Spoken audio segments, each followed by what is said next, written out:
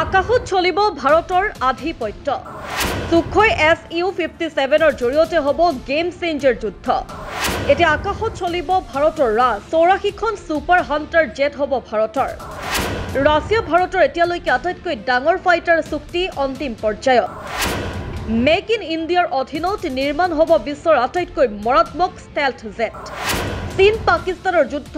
কোঠাত নীৰৱতা ভাৰতৰ মাষ্টাৰ ষ্ট্ৰোকত কপিছে এতিয়া চীন যেতিয়া আকাশত আধিপত্যৰ যুদ্ধ আৰম্ভ হয় যেতিয়া চীন আৰু পাকিস্তানে নিজৰ শক্তিৰ মিছা দাবী কৰে তেতিয়া ভাৰতে এনে এক পদক্ষেপ লয় যিয়ে সমগ্ৰ খেলখনকে সলনি কৰি দিয়ে আজি খবৰটো এই ঐতিহাসিক চুক্তিৰ যিটো যদি বাস্তৱত পৰিণত হয় তেন্তে ভাৰতীয় বায়ুসেনাৰ শক্তি 100 গুণলৈকে বৃদ্ধি পাব আমি কথা পাতিছো সুখই Su-57 ৰাছিয়াৰ সুপাৰ হান্টাৰ ষ্টেলথ ফাইটাৰ জেটৰ আৰু ভাৰত ৰাছিয়াৰ মাজত হ'বলগীয়া এতিয়ালৈকে আটাইতকৈ ডাঙৰ জেট চুক্তিখনৰ বিষয়ে প্ৰতিবেদন অনুসৰি ভাৰত আৰু ৰাছিয়াৰ মাজত 84খন Su-57 ষ্টেলথ ফাইটাৰৰ চুক্তি প্ৰায় অন্তিম পৰ্যায়ত উপনীত হৈছে অৰ্থাৎ সেই দিন এতিয়া বেছি দূৰত নহয় যেতিয়া ভাৰতীয় বায়ুসেনাৰ স্কোৱাড্ৰনত আকাশৰ প্ৰকৃত যোদ্ধাসকল অন্তৰ্ভুক্ত হ'ব কিন্তু এয়া কেৱল এক চুক্তিয়ে নহয় এয়া হ'ল ভাৰতৰ নতুন ৰণনীতি এনে এক মাষ্টাৰ ষ্ট্ৰোক যিয়ে চীন আৰু পাকিস্তান উভয়ৰে যুদ্ধ কোঠাত নীৰৱতা নমাই আনিব মনত পেলাওক যে 2018 চনত ভাৰতে এই একেটা প্ৰকল্প অৰ্থাৎ FGFA ৰ পৰা হাত আঁতৰাই আনিছিল কাৰণ তেতিয়া ইয়াতে কিছুমান কাৰিকৰী সীমাবদ্ধতা আছিল ইঞ্জিন ষ্টেলথ আৰু ৰক্ষণাবেক্ষণ সম্পৰ্কীয় সমস্যা কিন্তু 7 বছৰ পিছত ৰাছিয়াই নিজৰ এই হান্টাৰক এনেদৰে উন্নত কৰিছে যে এতিয়া ই বিশ্বৰ আটাইতকৈ মৰাত্মক ফাইটাৰ জেটসমূহৰ ভিতৰত গণ্য হয় সুখই Su-57 যাক নাটোৱে ফেলন নাম দিছে এতিয়া নিজৰ নামৰ দৰে শত্ৰুৰ আটাইতকৈ ডাঙৰ ভয়ৰ কাৰণ হৈ পৰিছে আৰু এতিয়া ৰাছিয়াই ভাৰতক এনে এক প্ৰস্তাৱ দিছে যাক নাকচ কৰাটো প্ৰায় অসম্ভৱ ৰাছিয়াই প্ৰস্তাৱ দিছে যে ভাৰতে ইচ্ছা কৰিলে এই জেটসমূহ ভাৰততে নিৰ্মাণ কৰিব পাৰিব HALৰ নাছিক প্লাণ্টত য'ত পূৰ্বে সুখই 30 MKI নিৰ্মাণ কৰা হৈছিল অৰ্থাৎ এয়া কেৱল ক্ৰয়েই নহয় বৰঞ্চ মেক ইন ইণ্ডিয়াৰ এক নতুন অধ্যায় প্ৰথম দুটা স্কোৱাড্ৰন প্ৰায় 40 আৰু 45খন বিমান পোনপটীয়াকৈ ৰাছিয়াৰ পৰা আহিব বাকি জেটসমূহ ভাৰতত এছেম্বল কৰা হ'ব য'ত ভাৰতীয় অভিযন্তা ভাৰতীয় প্ৰযুক্তি আৰু ভাৰতীয় অস্ত্ৰ-শস্ত্ৰৰ সৈতে এই সুপাৰ হান্টাৰ জেটসমূহ সাজু হ'ব ৰাছিয়াটো স্পষ্টকৈ কৈছে যে আমি ভাৰতক কেৱল জেটেই নিদো বৰঞ্চ সম্পূৰ্ণ প্ৰযুক্তি কোড আৰু সিস্টেমসমূহ ভাৰতীয় অস্ত্ৰ-শস্ত্ৰৰ সৈতে মিলাবলৈ স্বাধীনতা দিম ইয়াৰ অৰ্থ হ'ল যে এই ৰাছিয়ান জেটসমূহত থাকিব ভাৰতৰ হৃদয় অস্ত্ৰ মিসাইল ব্ৰাহ্মছ এনজি আৰু ৰুদ্ৰম এন্টি ৰেডিয়েশ্যন মিসাইল এতিয়া ভাবকচোন যেতিয়া ইমান